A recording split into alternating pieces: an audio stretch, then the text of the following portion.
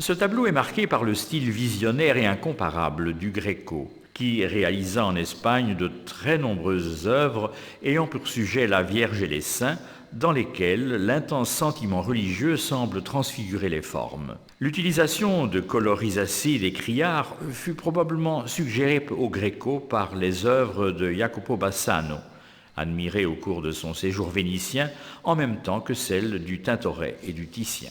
En revanche, les formes allongées et irréelles trouvent leur correspondance dans les modèles du maniérisme international qui prévalaient en Europe vers le milieu du XVIe siècle. Ce tableau illustre entre autres le grand talent de portraitiste du Gréco qui réalisa de nombreuses toiles de ce genre, intenses et angoissantes. Cette grande toile fut exécutée à Tolède entre 1586 et 1588 par Domenico Theotokopoulos, peintre crétois mieux connu sous le nom du Gréco. Les œuvres de cet artiste se caractérisent par un langage très personnel qui puise dans le luminisme et la sensibilité chromatique de Titien et du Tintoret, mais qui se charge aussi de tonalités hallucinatoires particulièrement expressives, dérivant probablement de sa connaissance des peintres de l'Europe du Nord. Après un long séjour en Italie, entre Venise et Rome, le peintre arriva en Espagne, où sa peinture si personnelle fut toutefois peu appréciée du roi Philippe II.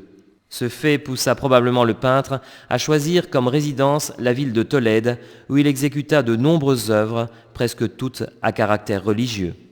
Ce tableau représente l'enterrement miraculeux de Gonzalo Ruiz, comte d'Orgaz et bienfaiteur de la communauté religieuse de Tolède, mort en 1323.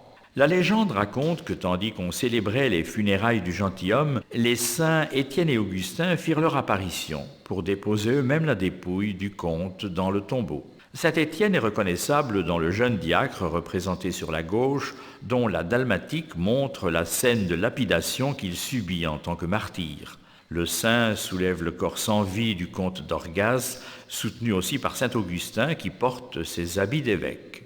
L'âme de Gonzalo Ruiz est emmenée au ciel par un ange, tandis que dans la partie supérieure figurent réunis devant le Christ la Vierge, Saint Jean-Baptiste, Saint Pierre et une troupe nourrie de saints et de bienheureux qui intercèdent pour cette âme.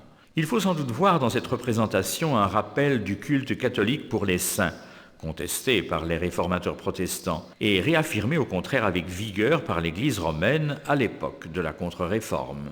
Parmi la foule des bienheureux, le Gréco a aussi représenté le roi d'Espagne Philippe II, reconnaissable à son visage désormais vieilli, engoncé dans son jabot.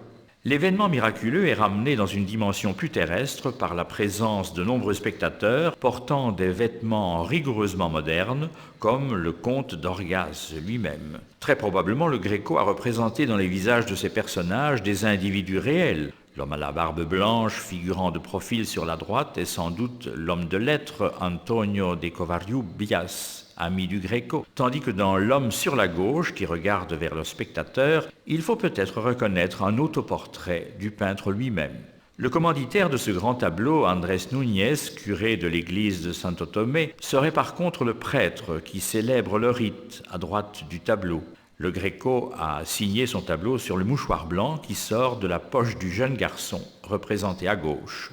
L'inscription porte aussi une date, 1578, qui ne correspond pas à l'époque où la toile a été exécutée, puisque celle-ci remonte à 10 années plus tard. Selon une opinion répandue, cette date serait celle de la naissance du fils du peintre, Jorge Manuel, dont le jeune garçon serait alors le portrait.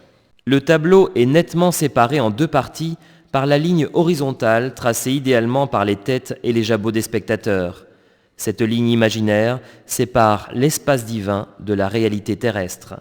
La position des figures du Christ et des saints dans la partie supérieure suit la forme de la toile. La troupe des bienheureux est disposée en demi-cercle, ce qui donne plus de profondeur à la scène. En bas du tableau, l'impression de profondeur est donnée par l'agencement des figures sur des plans parallèles. Le geste des deux saints qui déposent le corps dans le sépulcre laisse supposer l'existence d'un sarcophage encore plus bas, en dehors du cadre, ce qui donne à l'image plus de force et de suggestion. La participation émotive du spectateur est sollicitée également par les regards du jeune garçon et ceux d'une des figures du deuxième plan, sans doute le Gréco lui-même. En regardant vers nous, ils attirent notre attention sur le miracle qui est en train de s'accomplir.